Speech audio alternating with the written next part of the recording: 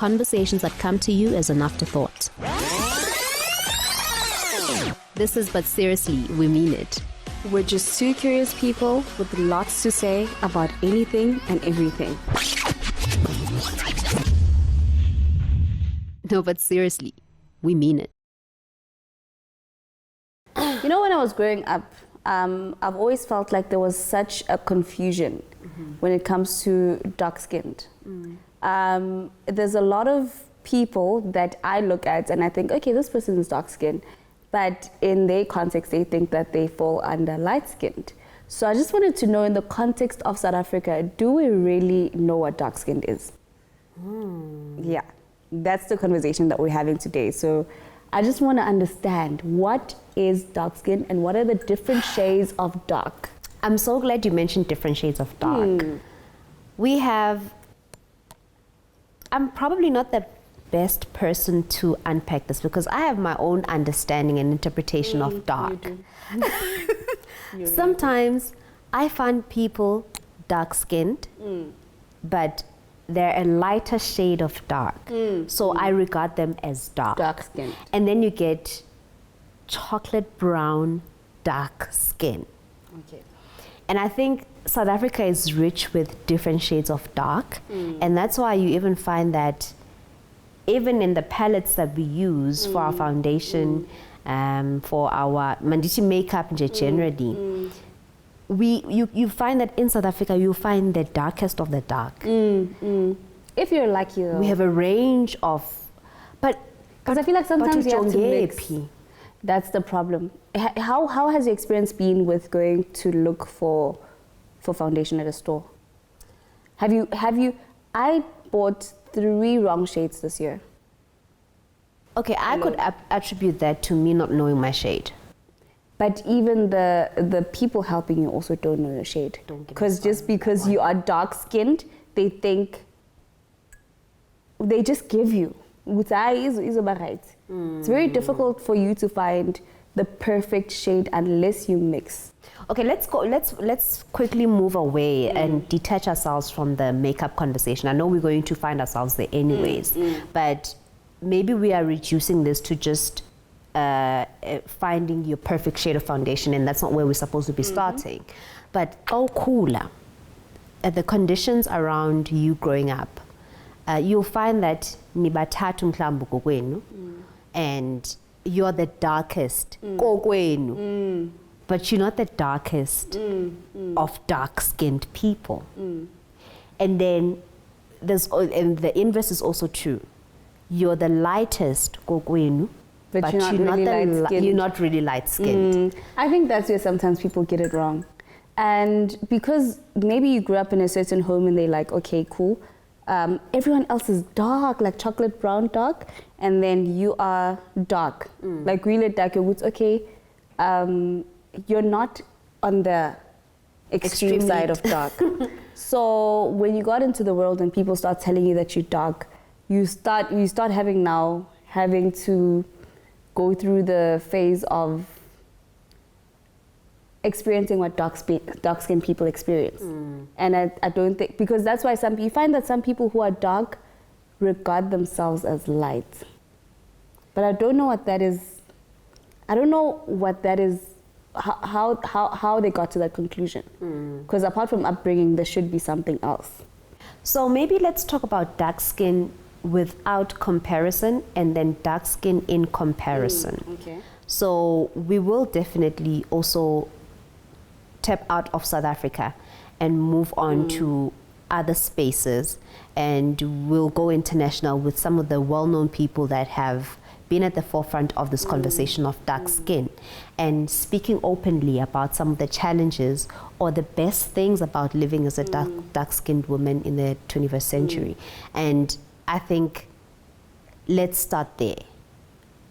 You're dark-skinned, period. Not in comparison to your sister, not in comparison to a colleague or abantu abaninzi. But where do we start, Kengoku?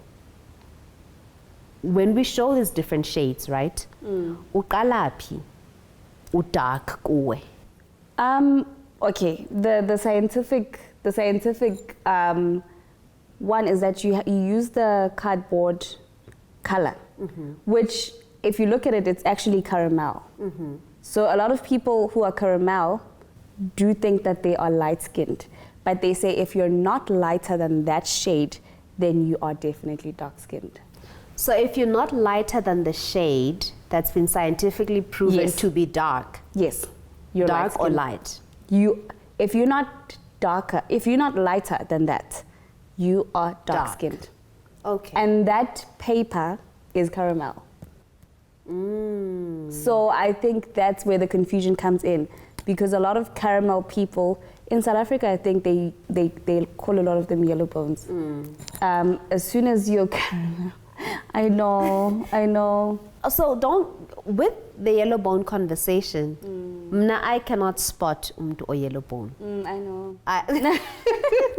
Drag me, why don't you? I feel like for you,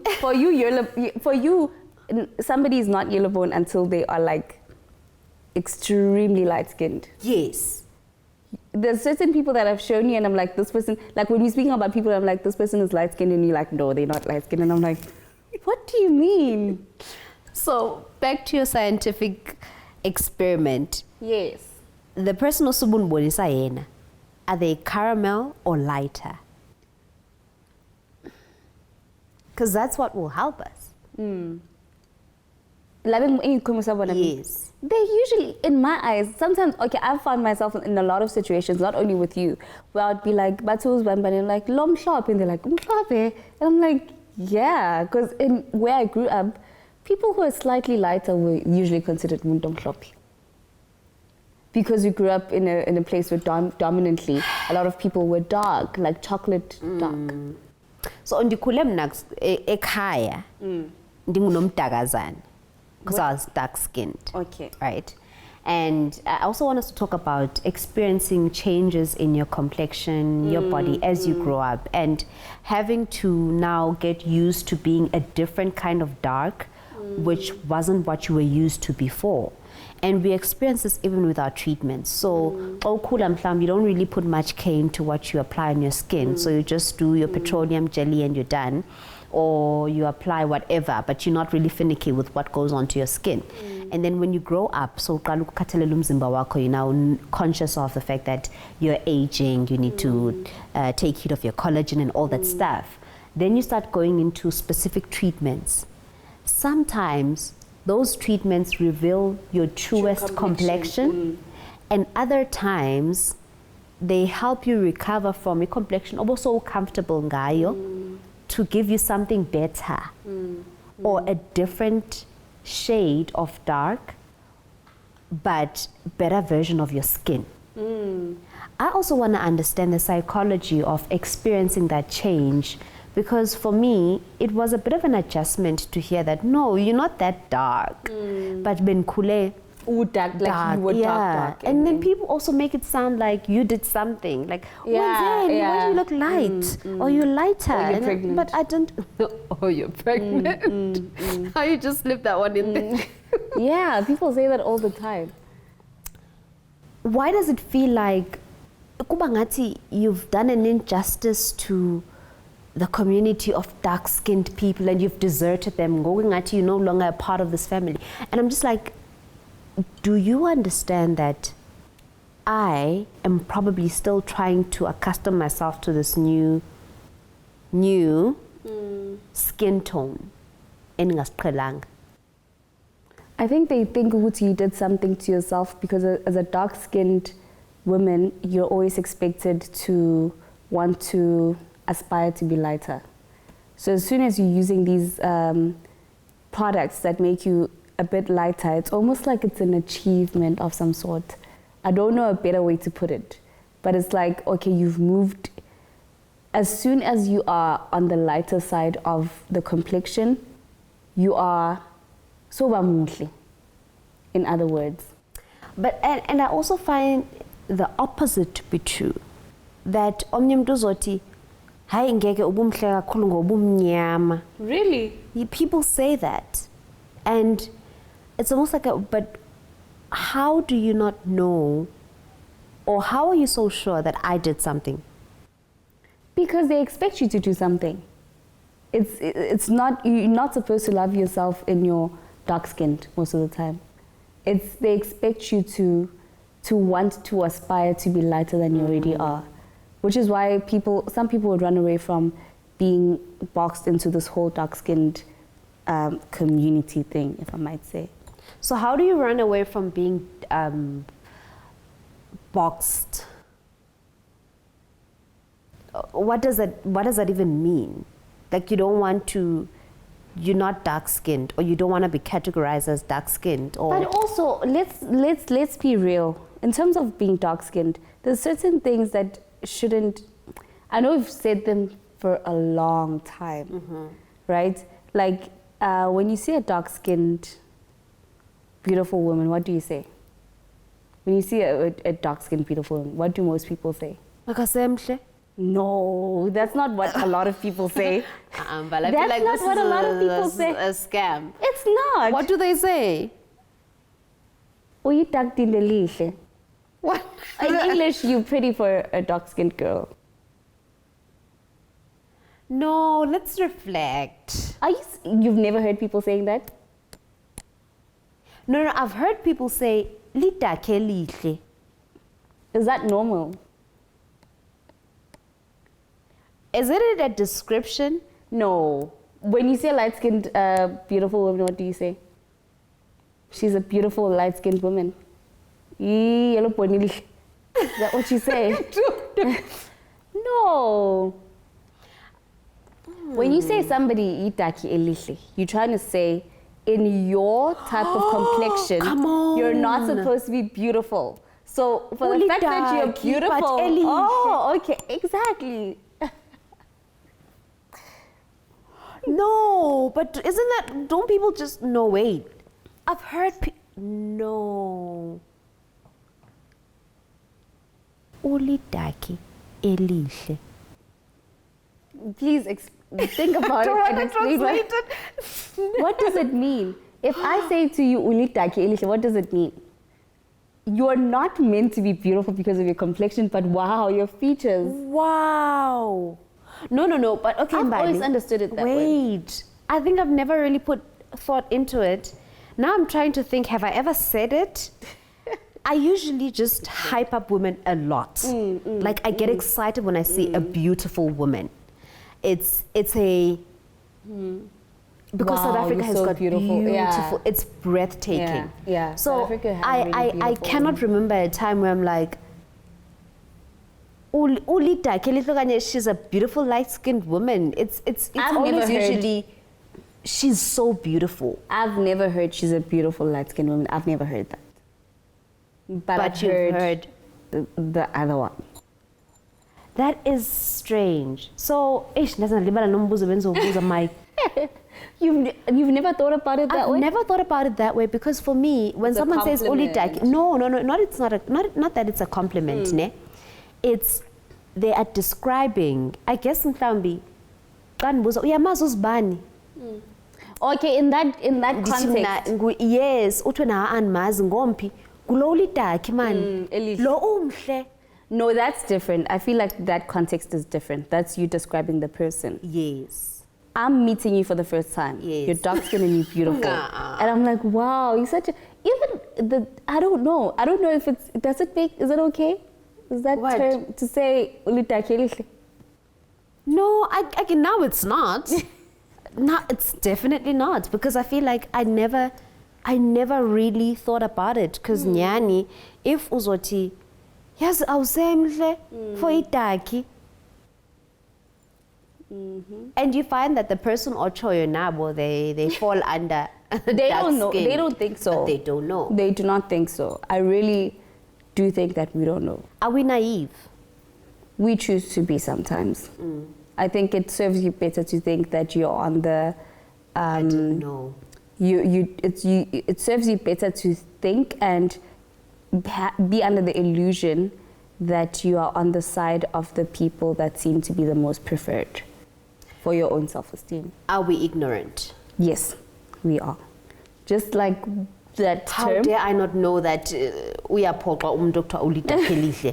honestly, because if I've heard it so many times, why haven't I ever... so how many compliments are packaged, or how many insults are packaged as compliments? Yes, a lot. I've heard a lot of people saying, like when they see a BBW, they'll be like, oh my goodness, what do you mean? Is she not supposed to be beautiful because she's bigger? Like, what exactly do you mean? I don't like that kind of compliment. That takes it. That takes the cup. No, we need to change. Yeah. Style is only limited to women that are slim. No, I'm upset. Yeah, it is upsetting. But also to live in South Africa and act like this thing doesn't happen, and I think that's upsetting. It is upsetting. That really because is upsetting. How?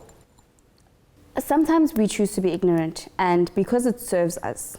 And sometimes when something serves you, you almost want to protect it, because what happens when you acknowledge that it happens?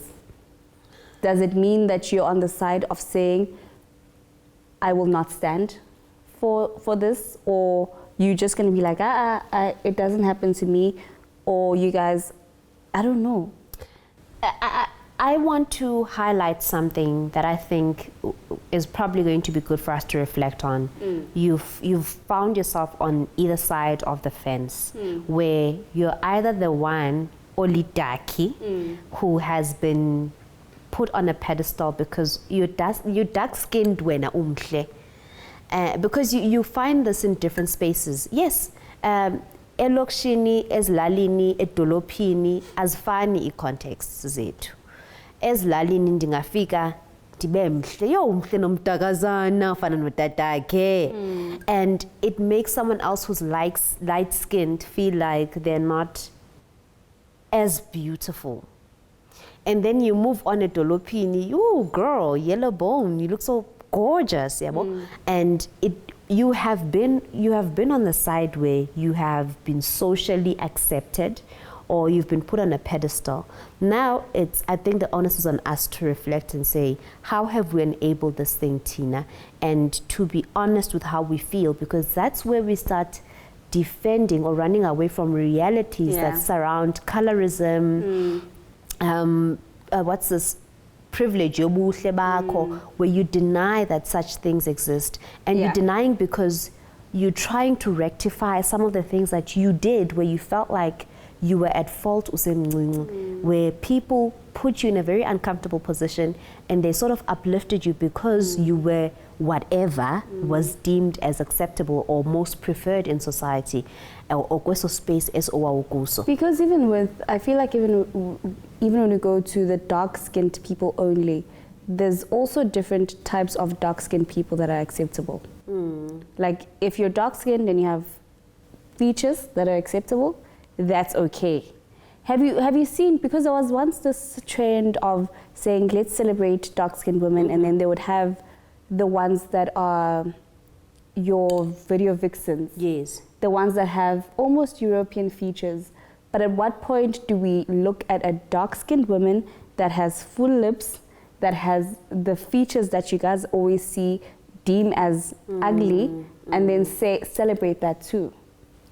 So we're also selective in celebrating. We're very selective when it comes to different types of dark-skinned, beautiful women or men. Even the men. The tall, dark, and handsome, they are hot. But what about the other? Are they not accepted into the community? There's so many battles that you need to constantly fight.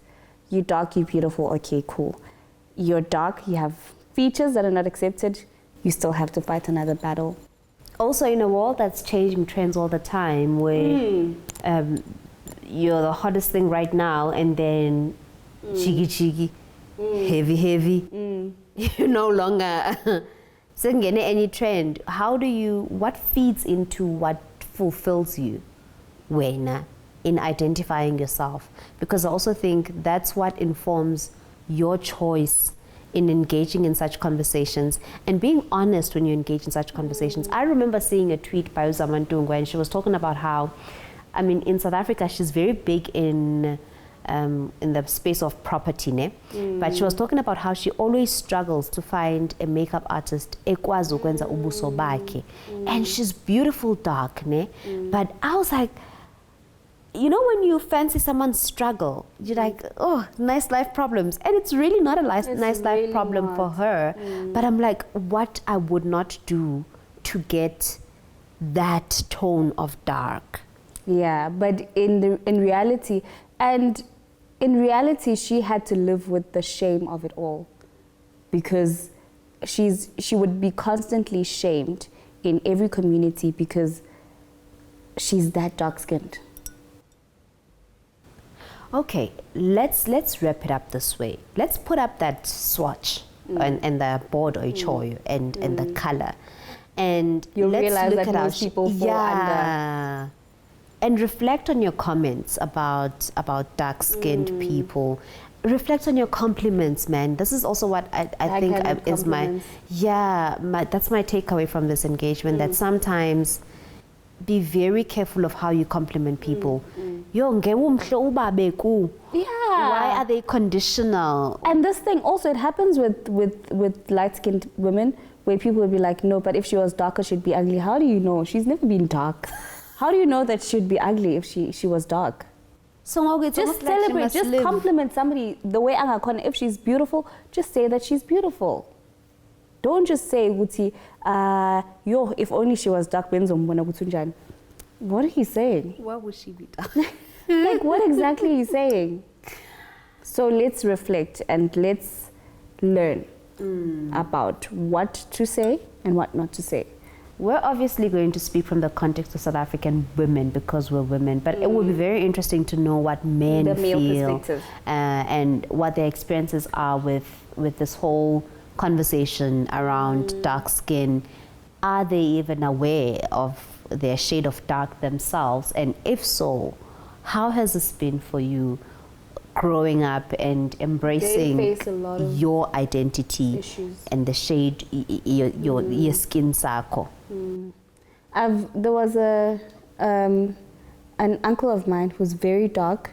Every time he would get into endling, like people would say, if you're walking this late at night, because of how dark that person is. Imagine. So living through that, like, if there's somebody, you are the one because of your shade. You know how...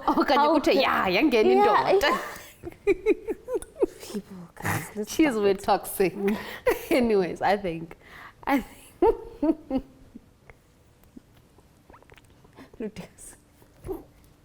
stop it. Hello. I also have a oh my goodness, Mbali, did you have to go? No, I had to. I had to, because they do it to them, and it's just like, no. I mean, the conversation it's an ongoing one. So let us know what your thoughts are on dark skin and South Africans around the conversation of different shades of dark. Do you know your shade of dark, and how has it been living ngeso skin tone sako? Yeah. That's it for this week. Catch us next time on But Seriously We Mean It, when we have conversations that come to you as an afterthought.